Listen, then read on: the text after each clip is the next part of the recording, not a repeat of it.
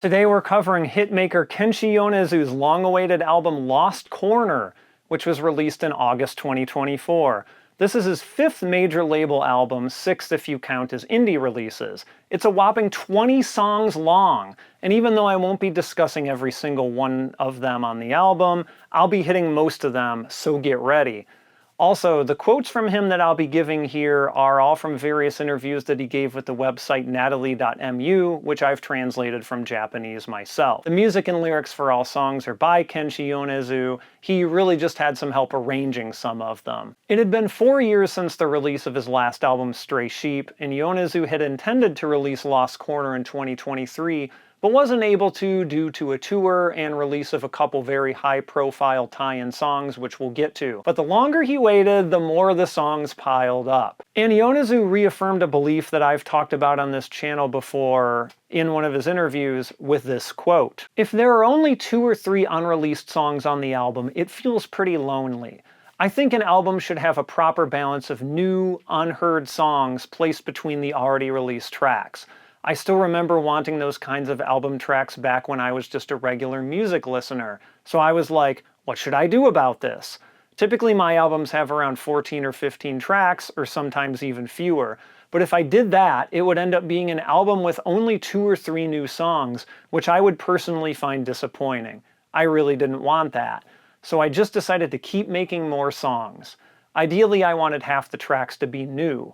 There was also the issue of whether or not it would all fit on one CD, and in the end, I couldn't quite achieve that. But regardless, this album did big numbers all over the world. A single day after it went on sale, it had already sold over 252,000 copies. So of course it went to #1 on the Oricon charts. It even got 14th on the US Billboard World Albums chart and reached 7th on Spotify's Top Albums Debut Global ranking. So let's get into the songs. The album begins with Red Out, which was released digitally slightly ahead of the album on August 8th, 2024. I describe this as a particularly aggressive song filled with a sense of urgency and frustration. Yonezu says that the song started with the bass riff, and he feels it's a direct reaction to Sayonara mata Itsuka. He remembers working on that song every morning, and after that he felt that he needed to switch gears and make a nighttime song. And sure enough, it has a very dark tone right from the beginning. Atsama itamu hidoku nami utsu haru musebu hashofu kagayaku yume o miru sore wa akumu to mezamete shiru. Spring, splitting headaches pulsate. Tetanus throbs painfully. I had a sparkling dream. Upon waking, I realized it was a nightmare. One of the more memorable parts in Red Out is him shouting disappear or Kiro, Kiro, Kiro, which is translated in context as get out of my head right now, get out, get out. But in the song Lost Corner, which we'll get to much later on, he sings a line that translates to something like, hey, I'm sure it won't disappear. So at some point, Yonezu said that he came up with the idea of framing the entire album with the ideas of disappear and won't disappear. He had this idea before working on the song Lost Corner, though. And then we get to the chorus, and Yonezu proves that no matter how dark the song is, he can't help but put a little melody hook in there that just sticks with you. Senketsu haneru Steinway and Sons. Blood glistens and the Steinway and Sons bounces. Steinway and Sons being a very highly regarded maker of pianos. It's very clear that this song is about a bad mental state or dealing with some sort of mental problems. And Yonezu himself addresses this very directly in his interview with this quote: I think I'm someone who tends to have more intrusive thoughts or obsessive fears crossing my mind compared to others, kind of neurotic in a sense. In these moments, I find myself thinking, disappear, disappear. I wanted to capture that feeling, that sense of disorder. There's an obvious chunibyo, which by the way is a word typically used to describe the behavior a lot of teenagers exhibit when going through puberty, vibe to it. I reflected on my younger self while making it. When you're a child, you're so full of life that, ironically, you end up fixating on death. As you grow older, that flips around, but as a kid, you tend to gravitate toward that kind of thinking. I remember creating the song while wondering what it would be like if I tried to capture that reckless energy in the present. It's probably the most impactful song that he could have chosen to open the album with, because it just overflows with this sense of anger over not knowing how to control the things that you're feeling. Red Out doesn't overstay its welcome either, and like many songs on the album actually, it's right around 3 minutes. It's just fantastic. And if you know one song on this album, it's probably Kick Back, which was the super popular opening to the Chainsaw Man anime and was released in November 2022 as a CD single. It once again did huge numbers. Streaming, it went double platinum. As a CD single, it went platinum. It even got a gold record award from the Record Industry Association of America. It features a performance by Daiki Tsuneta of King Gnu in Millennium Parade, who also helped with the arrangement. He played the guitar part along with a real star of the song, the bass line. Maybe one of the coolest bass lines that there ever was? All of its awards are incredibly well deserved, because even though this album is full of great songs, I think that for me, this might still be the best one, and I've heard it probably a million times. Yonezu is great and very versatile composer. He can write all sorts of different types of songs extremely well, even when they're in a genre or have a certain sound that I wouldn't otherwise gravitate to. But he does rock tracks so well, and I wish that he'd do more again. Not that this is necessarily fully a rock track, its core is probably more drum and bass or something, what with those break beats. But the bass, the organ, the guitar, him just singing in a deeper and more aggressive tone than usual, everything about this song just works. And the lyrics. For starters, I didn't realize this until very recently, but the Dodok Mirai, a beautiful star, that you hear throughout the song, which in the English captions for the video they translate as grind, future, a beautiful star, is actually taken from Morning Musume's 2022 single Soda We're Alive. I've read articles saying that it was sampled from the Morning Musume song, but for all the world, to me it sounds like Yonezu himself is just doing it with an effect on his voice. Anyway, the chorus and lead up will just stay with you forever. 幸せになりたい、楽して生きてたい、この手に掴みたい、あなたのその腕の中。I just want to be satisfied, doing the bare minimum. I want to grab that heart of yours with my bare hands. Happy で埋め尽くして、Rest in peace まで行こうぜ。いつか見た地獄もいいところ愛をばらまいて I love you けなしてくれ全部奪わって笑って my honey Let's fill it up with happy until we rest in peace. That glimpse of hell isn't so bad. Scatter it with love. I love you. Please humiliate me. Rob me of my dignity and laugh, my honey.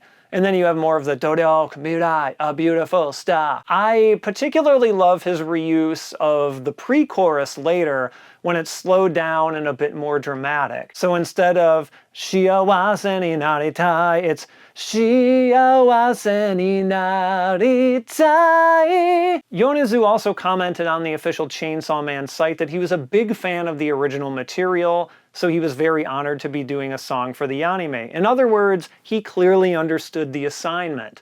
The live performance that's uploaded to YouTube on his channel with Daiki Tsuneta is very worth watching, and the music video is of course also great and also features Tsuneta as well. Finally, we settle down a little bit with a more laid-back number, Margherita, featuring AiNA THE END, who I knew from her collaboration with Tomoyasu Hote on the song Andromeda in 2023. Yonezu had been meaning to collaborate with AiNA at some point, always having felt like she had a unique charm to her vocals. The song started out as a discarded take from Mainichi that he began expanding on, and soon enough the word Margherita popped into his head. It didn't really fit with the tie-in for Mainichi, which was canned coffee, so he shelved it for later. And it ended up just becoming a song about wanting to eat a margarita pizza, because why not? Yonezu said that since a man and a woman are singing it, people may interpret it as being a song about heterosexual love, but that wasn't actually his intention. He imagined two people sitting in a cafe just casually talking about how boring they felt their lives were. It's not about romance, it's just two people looking in the same direction. It is hard not to read this as being maybe more a playful kind of sexual, though. It almost serves both functions at the same time with lyrics like this. Margherita 溶かしたチーズが甘くえぐい夜に誘ういたずらな顔で笑いかけたそこから先は闇の中 I translate this as something like Margherita, melted cheese invites me into a sweet and biting night. With a mischievous grin, you smiled at me, but beyond that, it's all dark. But Yonezu's original intention shine through as well in this song with lines like this. Margherita, 流れたソースがしらけて毎日を蝕む Margherita, the dripping sauce gnaws away at the dullness of everyday life. He always has that very simple but memorable melody hook, right? The da da da da.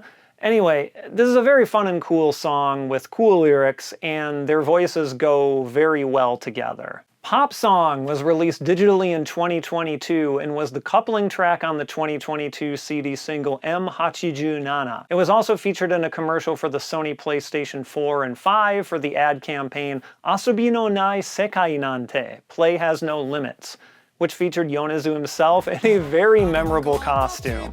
The ad is basically just part of the music video for this song, so definitely give it a watch. It does not have any English captions, though. And though we're still in a little bit more settled down territory from the first couple of tracks on the album, Pop Song has big horns and super catchy melodies in both the music and vocal lines.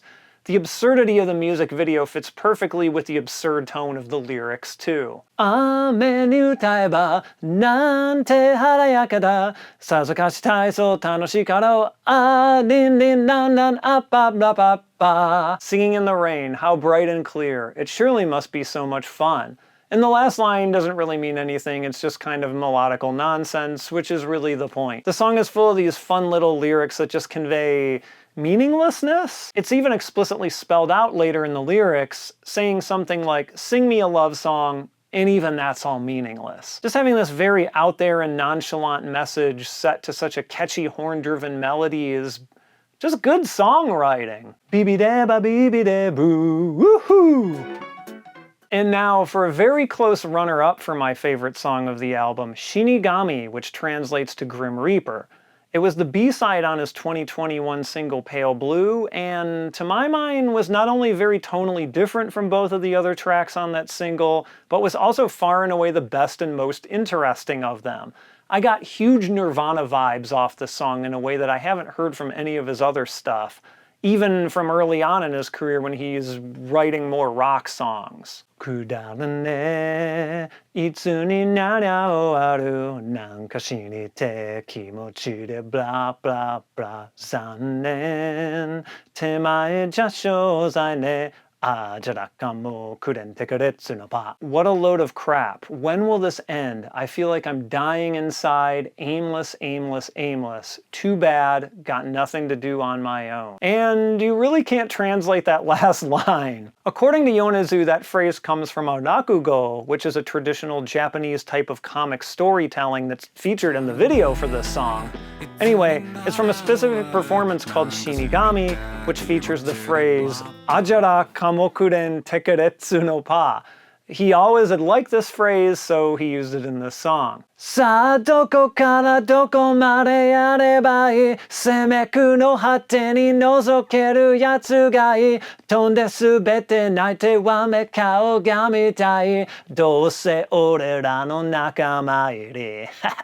Alright, what needs to be taken care of? I'd like to get a glimpse of him after he's been put through hell. I want to see his face after he's gone flying, slipped, cried, and bawled. He can't get away from us anyway. And then the laughter after he does that. It just sends shivers up my spine how good the lyrics to this song are. Is that last part maybe the titular Shinigamis talking to each other, or maybe? Not to mention just how good and poppy the chorus is with the ah-cha-cha-cha-cha-cha-cha sort of indirect confrontation with the rest of the lyrics. Go listen to the song, it's fantastic. Mainichi, Mainichi, Mainichi, Mainichi was released digitally in May 2024. Okay, I'll stop, I promise. But Mainichi was featured in commercials for Georgia brand canned coffee after the song Lady, which we'll get to in a bit. That was also used for the same product the previous year. Mainichi starts out with this very dramatic synthesizer part with Yonezu singing about how every day is the same and nothing changes, almost leading you to believe it's going to be a very different kind of song than it is. And then it just turns into this peppy dance number that does a fantastic job of mixing optimistic and frustrated or depressed lyrics. I particularly love what he does with the days of the week here. Hanachi no getsu hamidasu kayo natsudasu suyo karamaru mo kyo ato no kindo nichiyu mare mo nai hodo ni ikado bun. Horrified Monday, Misfit Tuesday, Fever-stricken Wednesday, Tangled Thursday. Friday, Saturday, and Sunday aren't even worth a mention. And then you get the nice upbeat chorus following that. But later comes one of my favorite parts of the entire song. Imi ga nai kuranai sore o modasai murare shikata nai dak dak dak dak dak da wakatten da kuso bokenasu kore ga boku no mainichi. Is it meaningless? Ridiculous? Is it passé? Just a huge waste of time? I know, you shitty dimwit. This is my everyday life. Like, let's just look at this lyric for a moment. It's amazing. I mean, I do love singing Kuso Bokenasu, but it's both a hilarious and ridiculously resonant line for a lot of us, right? This is just a fantastic choice for a song that has a major promotional tie-up, too. It's nice and upbeat and does have good positive lyrics in it, which is generally what you want to see in a commercial for a major product, I guess. But it also has very real feelings and emotions in it, not all of which are positive. And as with pretty much all of his music videos, this one is also fantastic. I'm pretty sure he gets the best music videos in the business at this point. Can anyone really disagree with that? Next is Lady, which, as I just mentioned, came out in 2023 and was also used in a commercial for Georgia canned coffee the year before Mainichi was. This song was written because of the request Yonezu got from Coca-Cola for this tie-in, and here's a quote from him about it. Around that time, I happened to be really into coffee. It had become my thing, and I was drinking canned coffee all the time. Before that, I usually worked while drinking energy drinks, which helped me get pumped up like a little boost to get going. But coffee, instead of pushing me forward, felt more like something that stayed by my side, comforting me. That difference really stood out to me, and it came at the perfect time. And when asked further about the impact coffee had on his life, he said, "I'm a big fan of canned coffee in particular. With the rise of convenience store coffee, canned coffee has started to feel a bit outdated, and I've come to see it as something nostalgic. There's something about the simple act of popping open the tab and drinking it that stirs something inside of me. I'm not sure how much it's influenced my songwriting, but I do feel like it's given me a new perspective, which is a small change in itself." He also mentioned that the request from Coca-Cola didn't come with any major restrictions, and he purposely tried to write with just a loose set of concepts that he'd been given to work with. Yonezu also said that he was exhausted from making a bunch of darker songs around this time, and from making them obsessively more and more complex with a bunch of musical layering. So it was very nice for him to produce something so light and bright, but still with a sense of weariness and musically comparatively more simple. But he also had this very interesting quote. "For this song, I envisioned a time around 10 a.m. It's the kind of time when people who are still asleep remain in bed and those who are awake are just starting to work. It's a time where weariness and freshness coexist. I'm more of a night owl, so I usually sleep in the morning and wake up in the evening, but sometimes I find myself accidentally slipping back into a normal schedule. I'll wake up around 7 a.m., work for a bit, and when I look at the clock, it's still only 10 a.m. That feeling of happiness is amazing. I've never worked in an office, but when I was in school, around 10 a.m. was when I'd be thinking, I really want to go home. So I thought it was the perfect time to express my sense of weariness. And though it kind of takes the form of a traditional love song, I didn't really intend for it to be one." He went on to describe the romance depicted in the song lyrics as well. It's more like a second-round romance. The music video director Tomokazu Yamada used that phrase, and I thought it was a great way to describe it. For example, imagine you've known a childhood friend of the opposite sex for decades, always as good friends. And then one day you have sex with them. That would probably throw everything off. I haven't experienced it, but I imagine it would feel awkward and uncomfortable. But even if that happened, I don't think it would change your day-to-day life much. Of course, I can't say for sure. It could lead to the relationship becoming a mess, or it might not be that big of a deal. We have a little bit more subdued version of the horn lines from Pop Song presented in a much more chill way with this very laid-back piano melody that clearly the entire song was based around. I also really love how he manages to take the recurring theme for him about the monotony of everyday life and just put so many different spins on it. And this one is about two people who know each other incredibly well, which is why you get lyrics like this. Itsumo no kurai kao chipu na zare goto misugosu yo ni mata yasashii n daro. Mie suitau so kakushita honto mo sono me kara tsutawate. The same gloomy look, idle talk. It's your way of showing kindness, so discreet it's easily overlooked. The reason for your transparent lies and hidden truths were apparent in your eyes. The promotion leading up to the release of this song was also fun. A day before the release date, Yonezu put posts on his Twitter and Instagram saying, "Are you lady?" A phrase that I've always liked in Japanese. It's obviously a purposeful attempt at humor because of the ambiguity between the R and the L, so it can also be read as "Are you ready?" Taito's sound team Zuntata also did this with one of their songs from the Ninja Warriors. And after you watch the music video for Lady, it will be impossible for you to hear this song without imagining him dancing along lines on the road. Sayonara Mata Itsuka was released digitally in April 2024 and was the theme song to the NHK TV drama Tora ni Tsubasa. A Natalie.mu press announcement about this song featured a comment from Yonezu that said, "I never imagined that someone like me, who mostly lives his life at night, would end up making a song for a morning drama.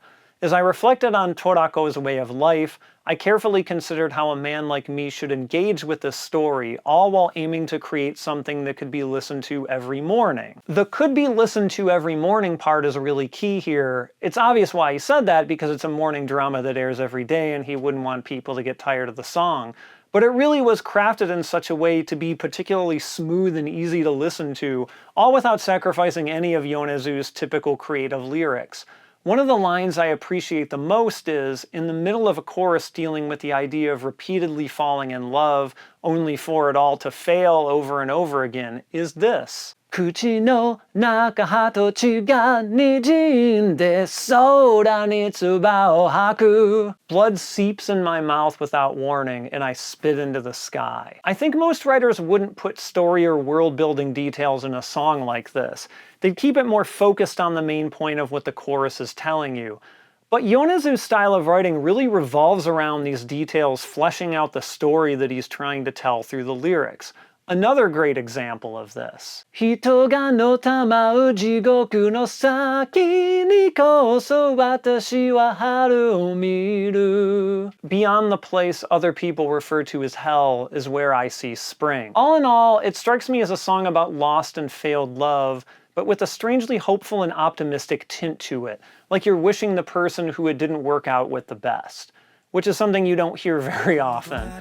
No surprise, but the music video is also not to be missed. I've never seen a person with hair that looks more like Red 13 from Final Fantasy VII in my life. Tomaremiyo, translated to Stop Look Both Ways, is another song that's really high up on the list for me. Yonezu says it captures a feeling of being lost or directionless, and he's kind of amused by hearing it now. At the time, he was bracing for the release of Chikyugi, like preparing for an incoming impact.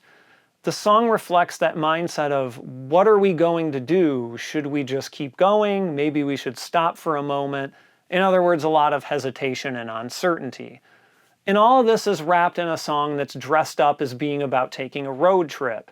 It has a really great guitar line running through it that gives it quite a bit of character, and once again there are a ton of world building and details in the lyrics. Haizara ni shita smoothie, isu ni afureta cheddar cheese. A smoothie used as an ashtray, cheddar cheese spilling over the chair. Do you think he got those from the A&W that he visited during the Sayonara Mata Itsuka video? And you start to get a sense of the directionless feeling that Yonezu talked about with the next few lines. Na doko e ikitai, ato skoshi dake hashiritai, bakushi to ni kara genki, Kisuke ni shigamu peppermint. Hey, where do you want to go? I want to keep going just a little longer. Putting on a brave face in the back seat, chewing on a peppermint to stay awake. And let's not forget some of the vocal inflections he puts in here too. Amatemi no norikakata ga saigo, buji ni gaeru to omonayo. Try to stop me. Once you're on board, that's it. Don't think you'll make it back safely. Very sinister with his half-laughing delivery of those lyrics. But then you get to a bridge that's extremely poppy and catchy, of course. Fukashi, sukashi, I'm very, very happy. Tori, sugari, maseta toshikose, kanari, kibishi, defu no kiki warui, hanabi ga shitai, konbi ni ikitai, susume, tomare, susuma hore hare, utae, warae, kurushimi my darling, yagate honoka ni shio no kaori. Bluffing, I'm very, very happy. Passing by a mature-seeming high school girl. The differential is barely working, it's rough. I want to see fireworks. I want to go to the convenience store. Keep going, stop. Keep going, hurry. Sing, laugh, suffer, my darling. Soon, I faintly smell the ocean. I don't know what else to say. This is just what great songwriting looks like. Lens Flare was originally performed during Yonezu's 2023 tour and at the time was titled Perfect Blue, inspired by the Satoshi Kon anime film. Yonezu said that as someone who's a public figure, he can kind of relate to aspects of that film. Standing on stage, being under the gaze of countless people, and sometimes receiving harsh comments from unexpected angles has made it natural for him to think things like, there's a gap between reality and the image that people have of me. Especially on social media, where only a small part of a person is taken and spread out, leaving the actual person behind. He says that these days he's way better at separating those two things, but in 2023 when he wrote this, he was in a bit of a darker place mentally. And true enough to what he said in the interview, these lyrics are very much about struggling with what you perceive your own identity to be versus that which the rest of the world perceives you as having. And also even the desire to be loved while navigating the pressures of performing as an artist and being a public figure. It's certainly a frequently written about topic throughout the history of rock and pop music, but of course Yonezu puts his own unique spin on it. And even the first line is not what you'd expect in a song about something like this. Ari no mama ja ikirare nakute sa, hada mi kikazaru superstar. 何もかもにイラついてしまうから傷つけ合うように歌を歌ったのさ I can't live just being myself, so I dress up like a superstar. Because everything irritates me. I sung songs in order to hurt others. And the last couple of lines of the pre-chorus give the message to you a bit more directly. それがあなたと誰もが言うから何もかもにイラついてしまうのさ That's what you and everyone else always say, and that's why everything irritates me. Garakuta was released digitally just one day before the album and was the theme song for the movie Last Mile. Yonezu says that there was another song that got rejected first, that was a bit more in line with the movie's storyline. He said that it had a colder and more urban feel to it, but they wanted something with more warmth and kindness. And here's a quote that does a great job of breaking down Garakuta. You know how there are those scrap collection trucks that drive around with a recorded announcement, usually in a small truck or something, saying, "This is the scrap collection truck. We accept TVs, computers, home appliances, anything at all." I remembered how I weirdly liked those trucks. And within that announcement there's a line that goes, "Even if it's broken, that's fine." Ever since I was a kid, that phrase stuck with me. It felt like it had some deep meaning and it left a strong impression. The monotonous voice saying, "Even if it's broken, that's fine," sounded kind of sad to me. It also made me want to say, hey, don't say that. It's better if things aren't broken. But at the same time, I also felt this sense of broad acceptance.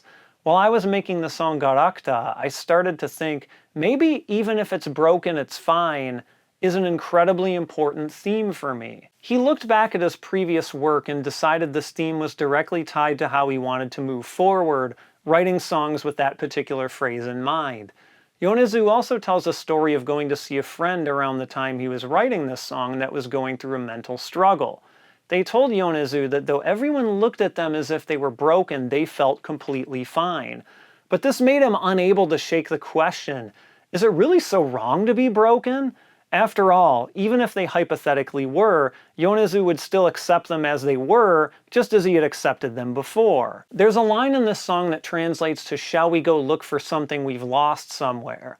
When asked about it and its potential ties to the album title, Yonezu said, "I really love Kazuo Ishiguro's novel Never Let Me Go, and the imagery surrounding the lost corner in the book struck me deeply. In the novel, the term lost corner refers to a place in Norfolk, which means something like a forgotten place or lost property office.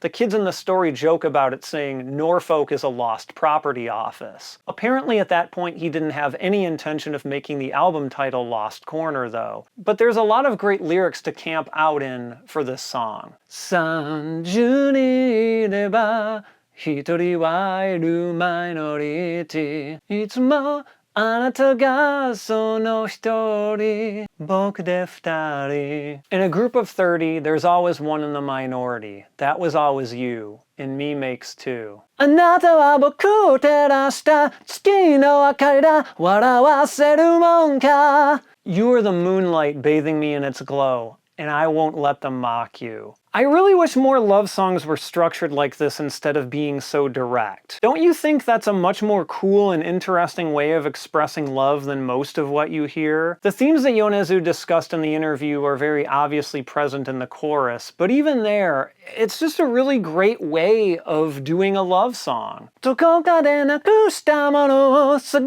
しに行こうかどこにもいなくてもどこにもなかったねと笑う二人はガラクタ We'll go in search of what we've lost someday, and if it's nowhere to be found, we'll smile as we admit we couldn't find it anywhere. We're pieces of junk. Yellow Ghost deals with themes of sexuality head-on. Whereas songs like Margherita ended up with that theme kind of by chance, this one was intentionally focused on it. Yonezu wanted to focus on the sometimes taboo nature of sex, and here's a quote from him on this. When you love someone or something, you have to face the reality of death that lies beyond that love. The more you love, the more you're forced to confront the inevitable separation, essentially death. That brings about fear. The fear of losing someone or something precious is terrifying, but at the same time, that fear can also be linked to love from the opposite direction. If there's no one special who sees you as important, or if you don't have anyone to feel that way about, then there's no reason to fear anything. You might even feel like there's no meaning to life. Fear of loss, fear of death, it's a sign that you're feeling love. He mentions a French philosophical idea that refers to sexuality as la petite mort, or literally the little death, an idea that closely ties sexuality to death. If the love between two people is forbidden or directly linked to sin, that sense of facing death intensifies. Post-Human is a song that's very tied to sci-fi, as the name might suggest, and it's got a very trippy sound to match. When working on the Garakuta special edition of this album, Yonezu asked the usual artist that he works with to design a robot. And Yonezu thought it turned out so cute that he wanted to create an image song from where the robot came from. That's why this song has more of an industrial feel to it. At the same time, he also wanted to touch on the very hot topic of generative AI. As a kid, Yonezu wondered if we'd ever have a future like the one depicted in Philip K. Dick's Do Androids Dream of Electric Sheep, where you can press a button to generate music to match the mood of the listener. And it seems like we may be getting closer to that. Here's another quote from Yonezu himself. I tried using one of those apps where you can chat with an AI friend. You can even choose the voice, and it responds to what you say, making it great for casual conversations. At the time, the app was responsive and could understand what I was saying, which was fun, but it also gave some replies that made me think, that's not what I meant. There was a mix of cuteness and weirdness. When I watch videos created with the latest AI technologies, I get the same feeling. There's something cute and strange, or even a bit eerie about them.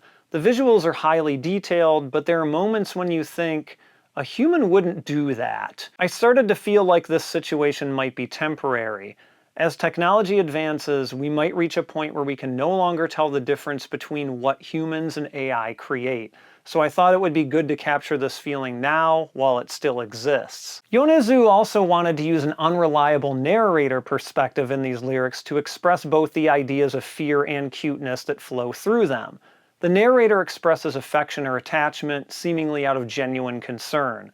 But as it goes on, you start to suspect that maybe the narrator is the cause of all of the chaos. And though this may not necessarily be my preferred style of music, I can appreciate this as an art piece, especially from a lyrical perspective. We'll just take the second pre-chorus as a sample, and I'll just read it since the vocal rhythm is a bit more difficult than a lot of the other songs. Rururu utaemasu, kaki no yaiba mo nozomi to araba atsukaemasu. Rururu waraemasu.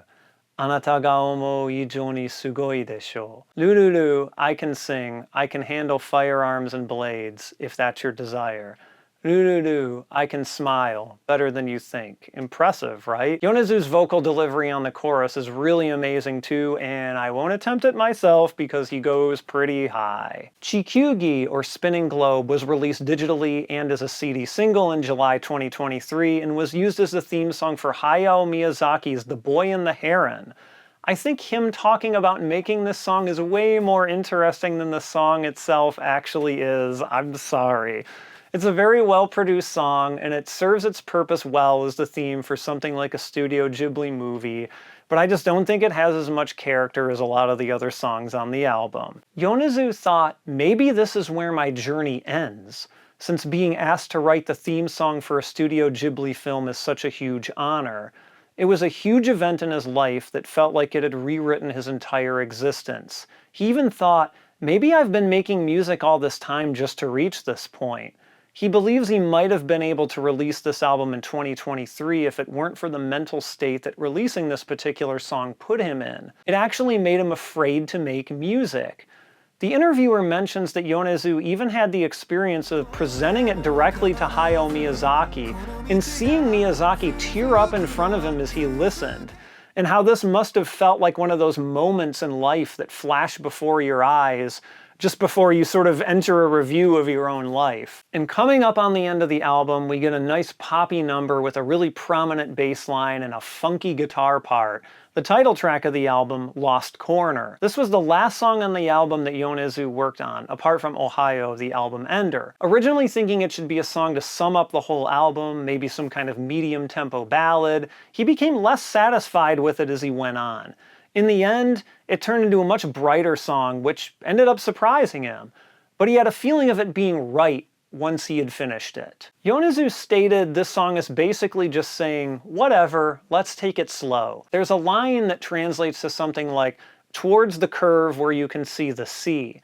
But he said that what he's really saying there is that as you go around that curve, the road keeps winding on and on.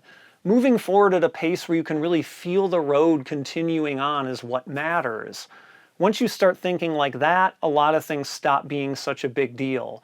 That's the kind of carefree feeling that the song Lost Corner embodies. In this song, there's a line that mentions the sky of Norfolk, and in 2023, Yonezu actually went there around the time he released Chikyugi. The line about a guitar bought on a whim and lost is actually based on a true story. He says that he literally lost baggage when he flew from Norfolk to Paris, including a guitar that he'd bought there. That makes me sad. And finally, Ohayou was originally used as the instrumental opening to Yonezu's 2023 tour. This is a slightly reworked version of it. Yonezu is playing around with the vocoder and digital choirs, and that combined with the clattering sounds he feels gives a sense of continuity with the tone of the album. It felt right to him to close it with this. It carries with it an element of things falling apart, barely hanging on. He even adjusted the piano sound to make it sound more broken down. I also like that it's the last track, but it's called Ohayou, or Good Morning. When I first saw it, I almost wondered if this was some sign that the album should be listened to in reverse. Final thoughts. Even more than with some of his past albums, by the way, be sure to subscribe to the channel if you're interested in seeing similar videos about those, and support me on Patreon if you want to see them earlier than everyone else. But I feel like Lost Corner shows what a capital A artist Kenshi Yonezu is.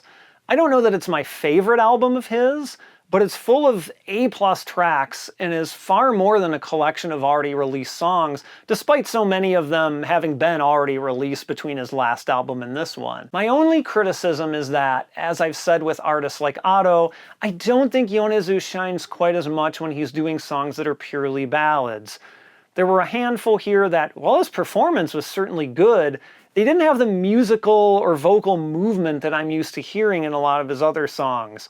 This album maybe was a little bit heavy on those, and in fact they were all kind of stacked in largely one section of the album. They could have stood to be spaced apart a bit better.